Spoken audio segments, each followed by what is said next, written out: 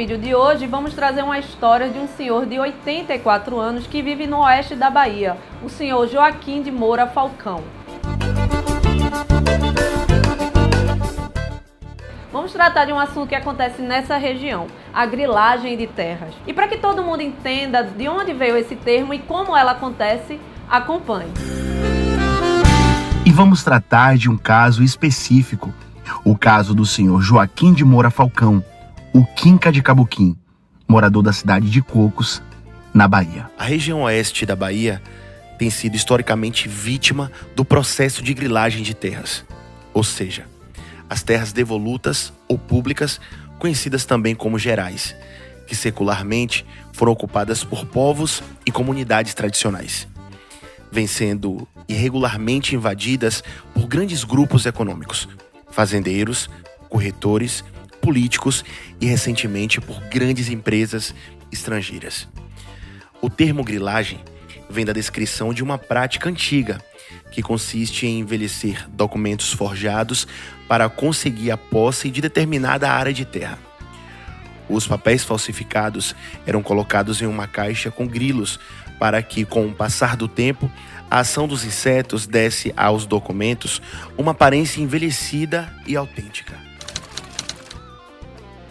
A grilagem de terras no oeste da Bahia tomou tamanha proporção que até mesmo juízes, promotores, agricultores e até desembargadores do Tribunal de Justiça da Bahia acabaram sendo acusados de envolvimento no esquema fraudulento de venda de decisões para legitimar terras no oeste da Bahia.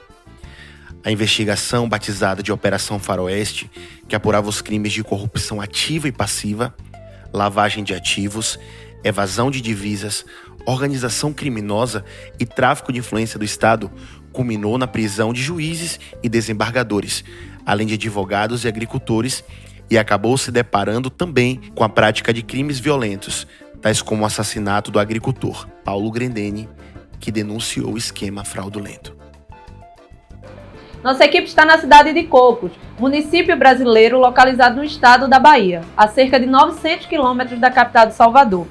Localizado na região de Santa Maria da Vitória, extremo oeste da Bahia, e cuja principal rodovia de acesso é a BR-135, que vai de Belo Horizonte, Minas Gerais, a São Luís, no Maranhão. Emancipada em 14 de agosto de 1958, a cidade de Cocos possui uma extensão territorial de cerca de 10.140 km² e uma população de cerca de 19.151 habitantes, segundo os dados do último censo do IBGE.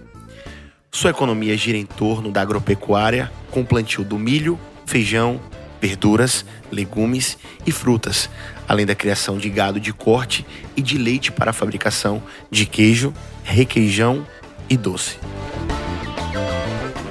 Hoje nós vamos contar a história do senhor Joaquim de Moura Falcão, um senhor de 84 anos de idade, cidadão coquense, que há mais de 20 anos vem lutando contra as várias tentativas de grilagem da sua propriedade rural. Sou João Carneiro, nascido aqui, criei e trabalhei fora, trabalhei em São Paulo uns anos e voltei, casei, constituí uma família e fui peão, fui patrão, fui vaqueiro, fui fazendeiro e fui vice-prefeito, fui prefeito. Nasci e criei aqui em Cocos, sou filho de Cocos. Desde quando eu nasci que eu moro aqui. Eu já nasci aqui nessa fazenda e estou até hoje. Nasci aqui em 1950. Meu nome é Vantuílson, conheço eles aqui desde criança. Meu nome é Maria Geralda Rocha Falcão, o vulgo é Dona Anita, esposa de Joaquim Falcão. Eu me chamo Ivana Rocha Falcão, sou filha de seu Joaquim de Moura Falcão e Maria Geralda Rocha Falcão. O senhor Joaquim herdou do seu pai, o senhor Francisco Pereira Falcão, a posse de uma área de terra localizada no município de Cocos, denominada Galheiro da Lagoa, e no ano de 1980 adquiriu o título de propriedade primitivo da terra. Chamava Francisco Falcão, mas tratava por Cabuquim. Inclusive era compadre de meu pai. Meu pai chamava compadre Cabuquim. E aí criava gado na fazenda aqui embaixo e levava o gado para os Gerais, para mexer. Esse Gerais lá, e lá eles tinham um movimento de fazer os currais dele. Nós tínhamos cá pro lado do Taguari, meu pai e ele lá pro lado do Riacho também. Quando eu adquiri até eu usei ela antes de eu comprar.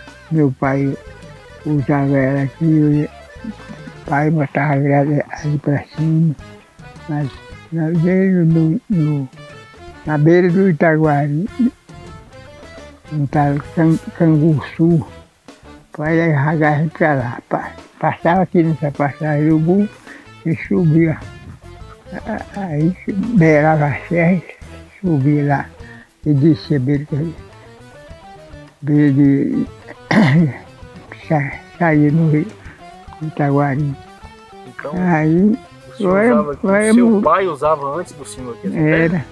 Eu era moleque, eu vinha a cavalo, mas pai, mexendo com gado. E antes de eu levar esse gado lá, já fazia muitos anos, quando eu era pequeno, que o pai dele trabalhava para lá, mas eles, e levava gado para lá. Eu era pequenininho. Nessa época eu mexia com gado aqui, mas pai, uma mulher apostiou aqui, fez essa casa, montaram rosido e fez uma casa, uma cerca lá do lugar do riado ali embaixo, subia na serra e capa arriba era fechado, aí ficou essa lajinha aqui. E ela abandonou isso aqui, foi embora para São Paulo. Eu fui lá em São Paulo caçar direito para ela, para direito para mim ficar na casa. Ela, não, você pode ficar lá, me deu um documentozinho. Você pode ficar lá, eu não vou lá mais não. Eu descontrolei com o marido, eu não vou ficar lá mais não. E ficou, a casa é bonita, era bem feita. Até janeira de verde. Conheço a fazenda dele cá embaixo e esse Gerais de lá, que foi ele que permaneceu lá criando gado toda a vida e zelando. Eu deveria ter uns 15 anos mais ou menos. Daí para cá, que eu já andava a cavalo, mas meu pai, para juntar o gado, e que já conhecia essa terra que era do pai dele e continuou. Sempre a gente via eles passar com o gado para lá e nós precisou de colocar o gado lá, a gente conversou com eles, eles arrumou, nós levamos o gado. Só amigo mesmo, sabe? Só amigo mesmo. As lembranças que eu tenho do meu pai, que levava o gado todo ano para os Gerais, lá no Pindaibal, né, que a gente chama, era Casa Branca. E todo ano, em época de seca, ele levava o gado para lá. Quando era água, trazia. Eu ainda era pequena, né? Essa região aqui era do meu bisavô, Joaquim, eles chamavam ele até de Coronel Joaquim Carneiro também, que era meu bisavô. Tinha João Duques e Major Leonido, que era outras partes de lá. Já o Coronel Joaquim Carneiro mandava nessa região de cá, sabe? Naquela época, teve até uma guerra aqui. Não sei se já viu falar na Guerra dos Barus, que teve aqui. Eram os comandantes, João Duque, Leonido e Joaquim Carneiro. A casa do finado Joaquim Carneiro é para cá, dali de onde tem aquele grupo que vocês passaram na beira da estrada, ali que era a fazenda do meu bisavô. Ali onde tem uns pés de mangueira, ali já teve até trincheira de guerra, uma cerca de pedra, que eles entrincheiraram, né? Mas que isso tem muitos anos atrás. Minha mãe era pequenininha. A minha mãe falava que a mãe dela saía com ela seguro pela mão, dentro de umas grotas, para modo de bala. E as balas passando por cima, zunindo, né? E essas outras partes de terra eram os donos, igual o velho Cabuquim, né? Eu acho que em outros cantos tinha outros, do lado de Taguari, beira de Carinhanha, né? O gado ficava lá na Casa Branca. Meu pai não tinha, na época a gente não ia porque ele ia sempre a cavalo, né? Mais um tempo, mais na frente, meu pai comprou um jeepzinho, aí a gente deu para estar frequentando lá a terra lá.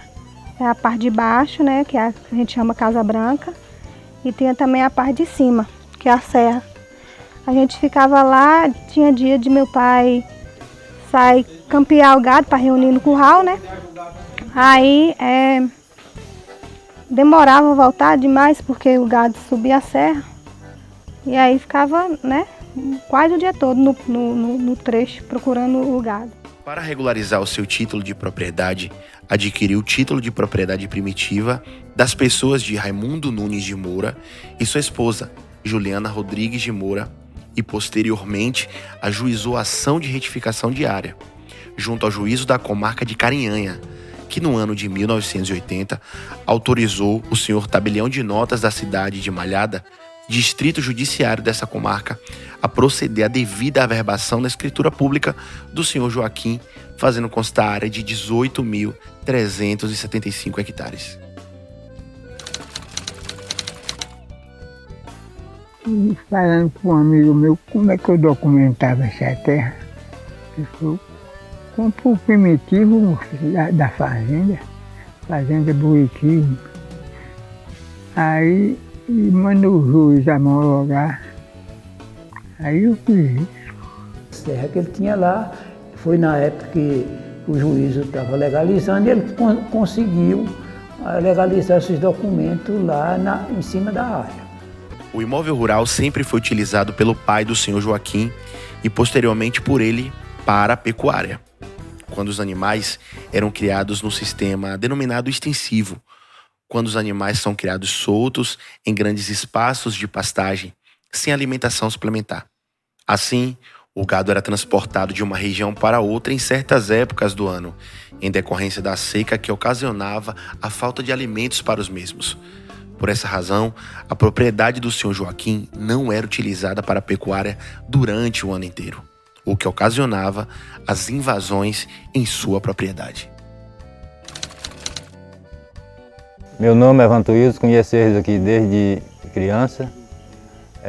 Os conhecimentos que eu tenho de lá, dessa área lá, é que desde o menino ele já colocava gado lá. Na época do pai dele não posso falar porque eu não cheguei a ter a oportunidade de conhecer bem o pai dele na época. Mas tem muitos anos que ele coloca gado lá, inclusive eu coloquei em 2009, coloquei gado com ele lá, foi 3 anos e meio. E conheço os limites todos lá. Na parte de cima, que é o Gaim, a parte de baixo, o limite é o Rapador, que limita com o Landim. Sobre a serra eu não posso falar muito não, porque eu só subi lá uma vez. Eu não tenho o conhecimento dela toda. Era solto naquele tempo, você comia, para dizer. E nós, quando era no tempo, nós descia com o gado lá para a mata, para terra de cultura lá. Lá nós tínhamos manga, né? Aí eu descia, nós descia, pai ia buscar o gado lá no Canguçu, na beira do Itaguari, passar, levar o gado para. Nós éramos moleques e vinha lutando com esse gado aí para baixo. Aí passava, era mês de setembro que saí, pegava o gado. Aí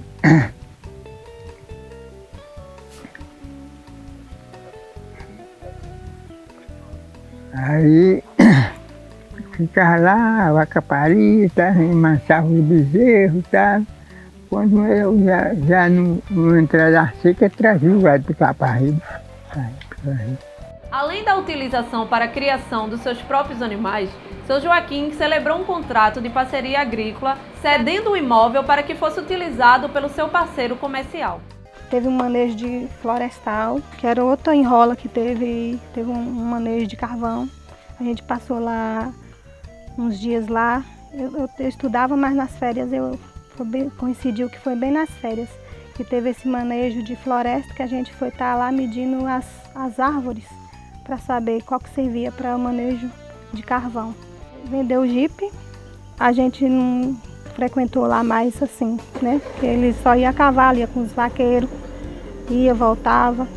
E quando a gente voltou, aí novamente foi que ele comprou uma D20, aí a gente ia só passear mesmo também, banhar no rio, as meninas. Nasceu as minhas filhas e aí a gente ia passear lá, às vezes dormir lá, ficar lá de boa. Do Riacho do Meio E no limite do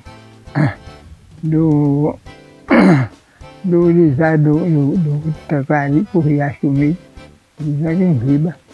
Já fui lá em cima da serra uma vez só, com o vaqueiro, seu Joaquim.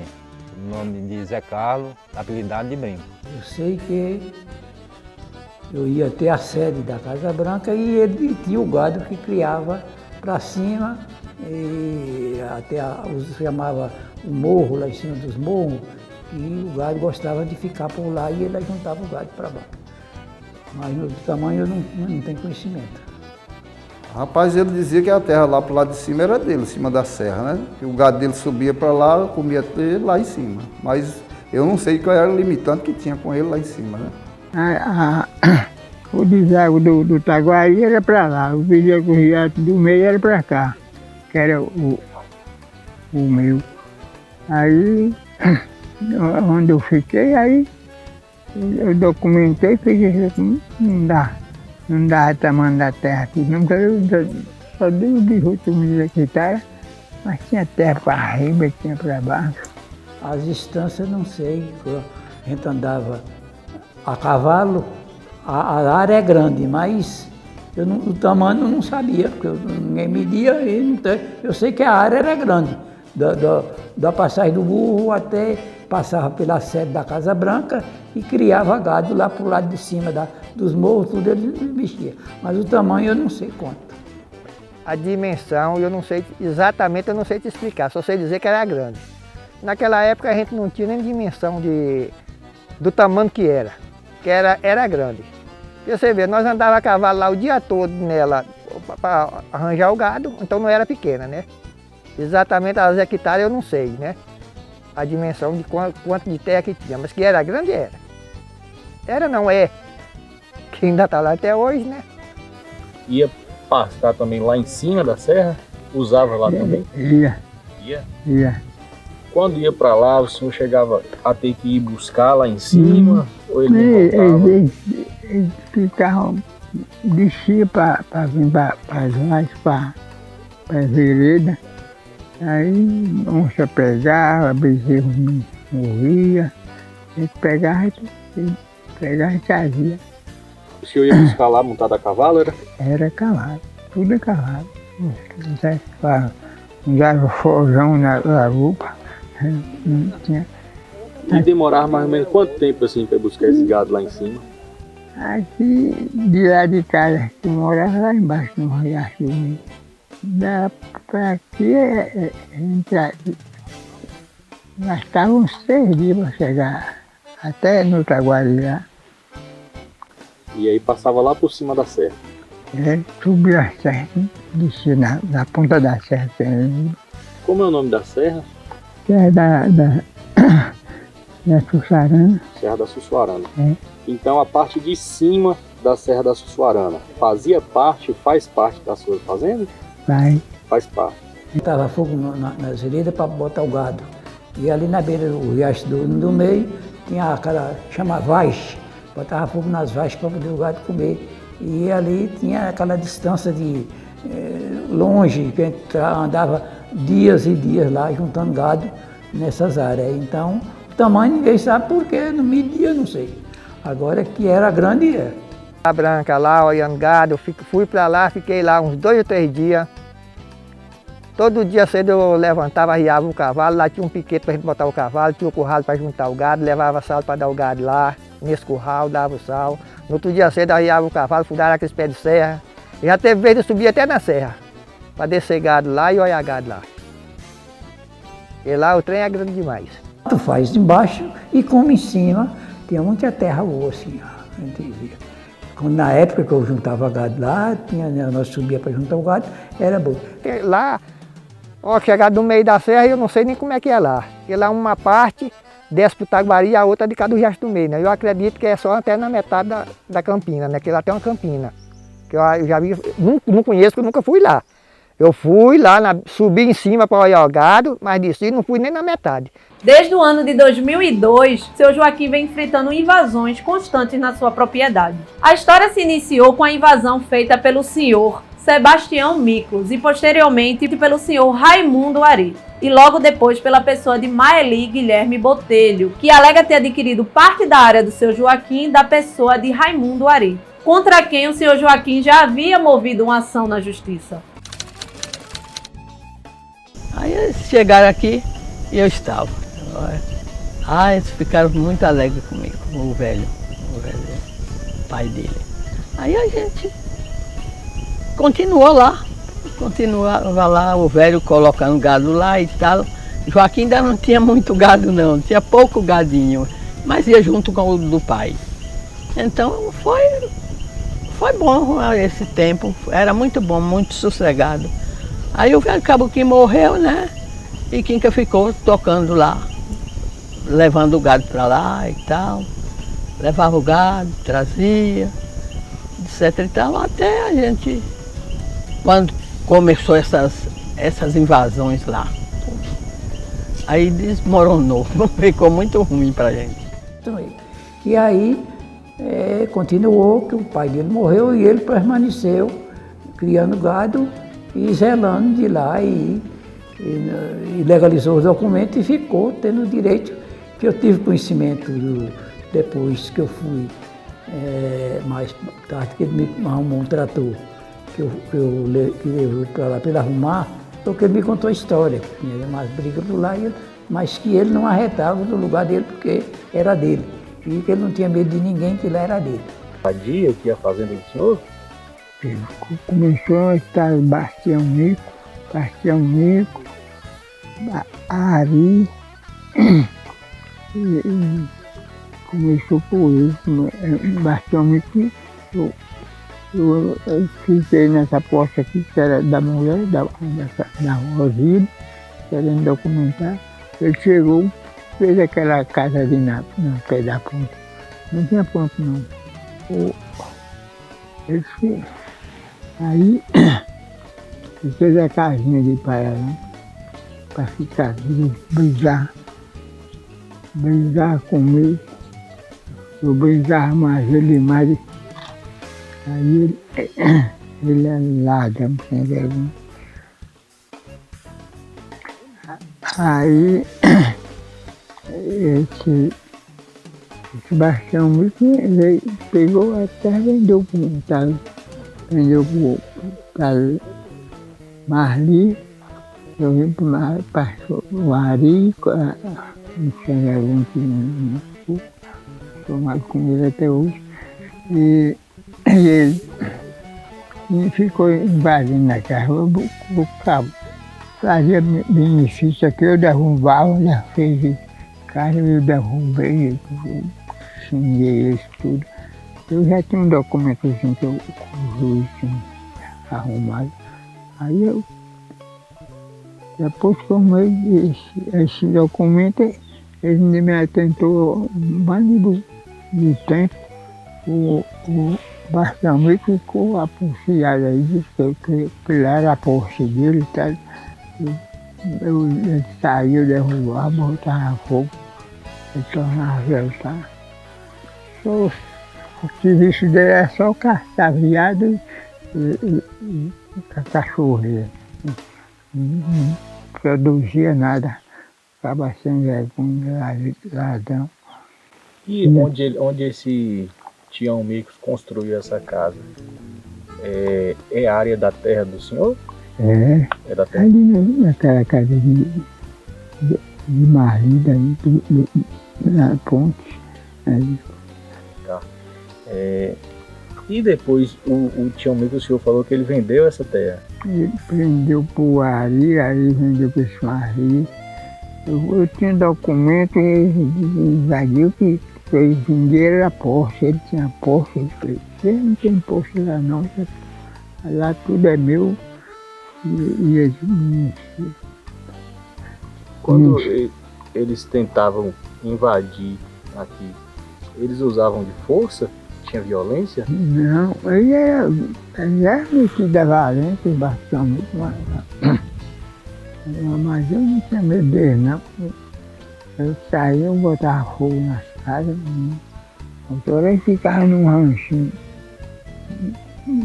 cheio de com a cachorreira para caçar viado. Então o senhor sempre tentou proteger a posse do senhor? Eu aqui na Casa Branca, ele pelejou para ficar aqui, ele não deixava de ter. Ele fazia até meu correio com ele, para eu tornar a possível ali em Riba.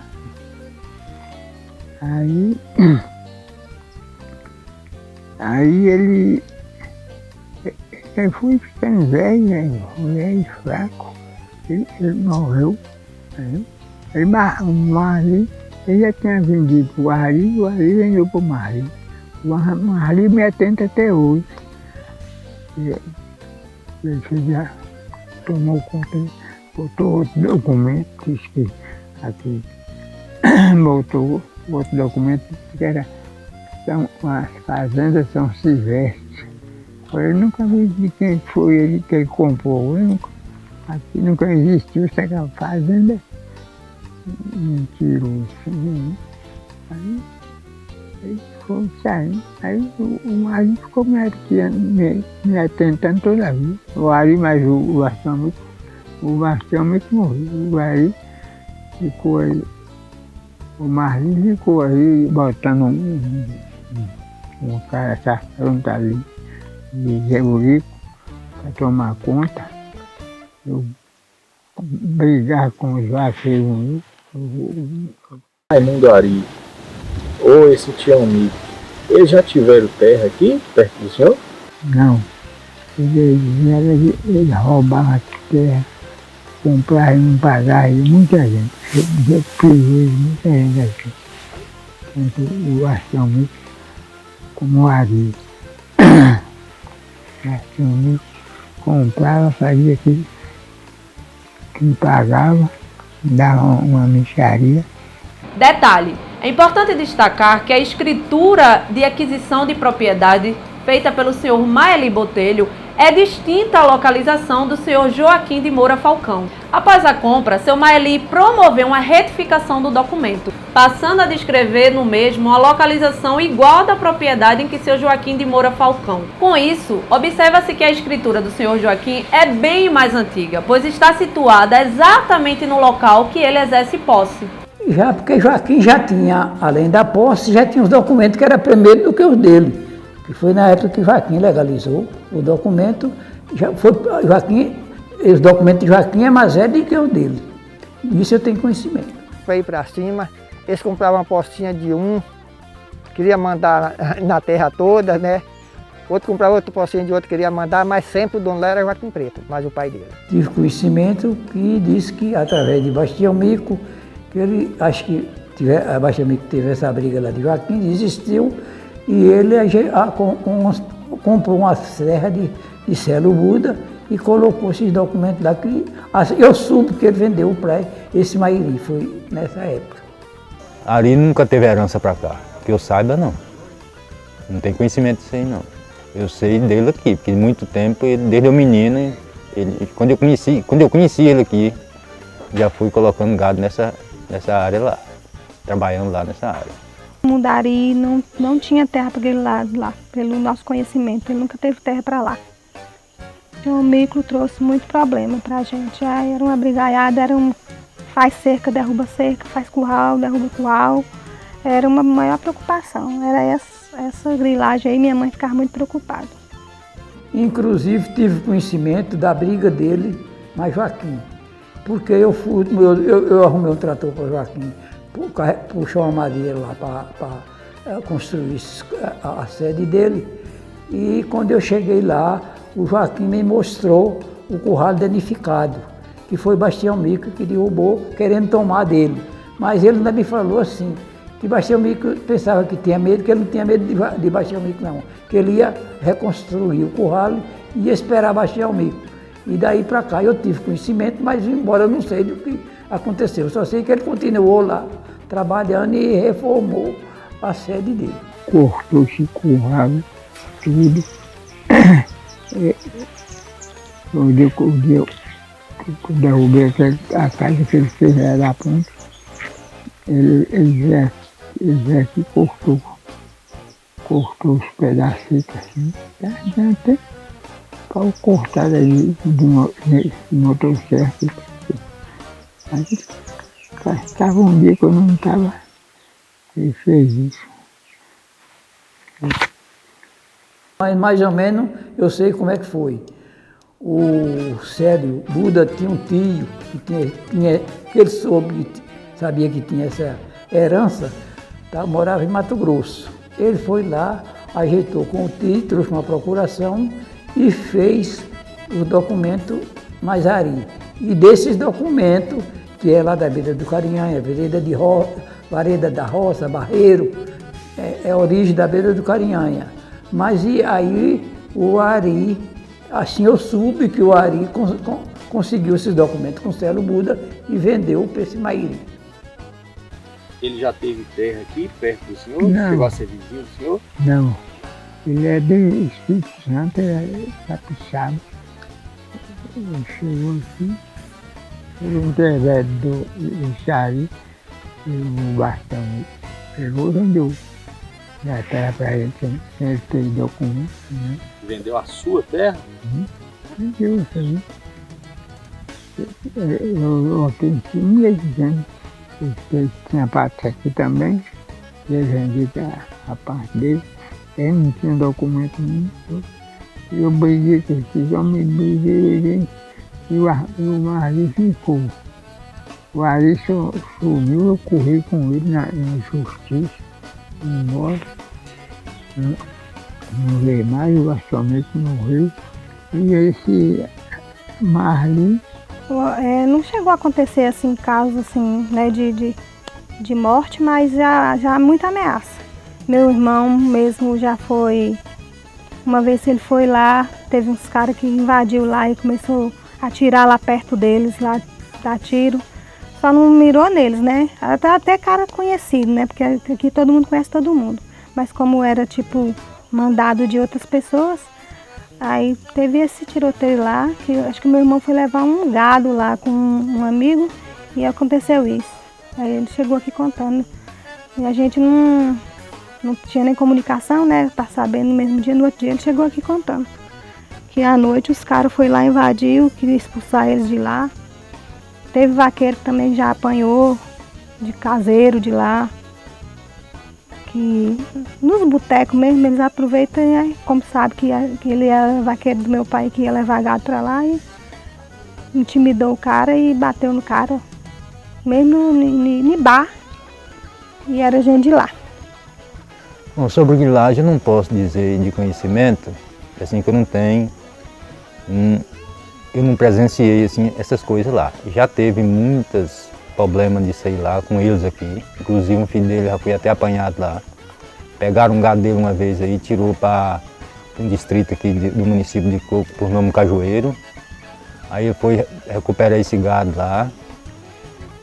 É que foi primeiro a Ari que vendeu essa área de terra lá.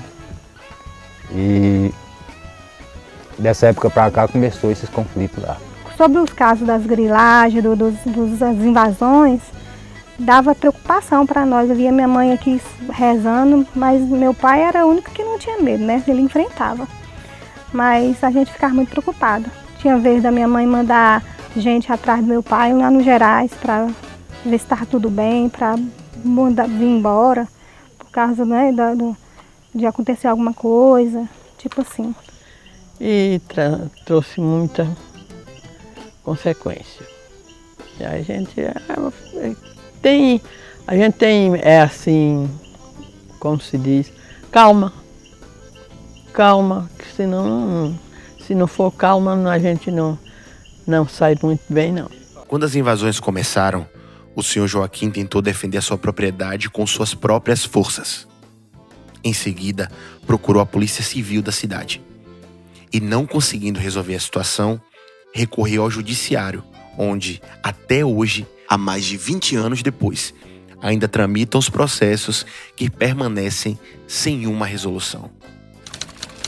Muito bravo com o Bastião Mico, porque tinha derrubado o curral dele, que ele falou que reformava o curral e ia esperar Bastião voltar lá. Nos dias de hoje, eu acho que o dono é Joaquim Preto.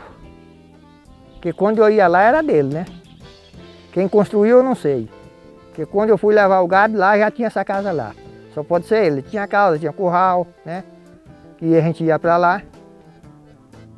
O cabo fazia benefício aqui, eu derrubava, já fez casa, eu derrubei, xinguei eles tudo. Eu já tinha um documentozinho que eu corri. Meu pai trouxe muito sofrimento para ele, né? Que depois ele é meio depressivo, ele toma remédio controlado. É tanta coisa.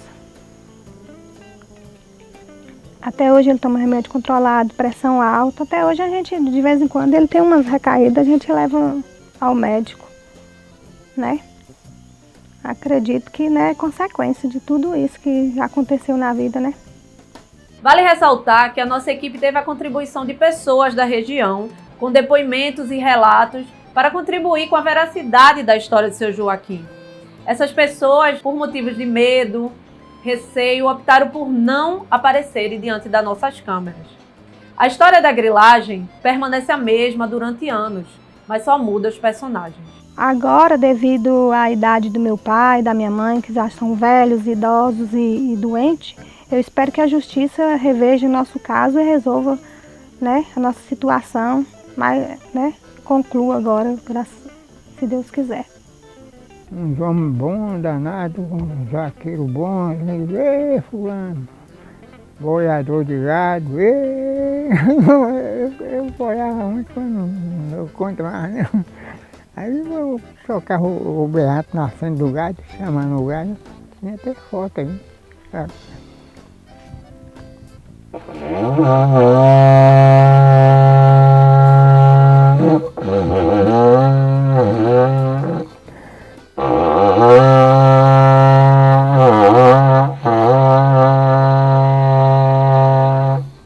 Tá bem, seu Joaquim.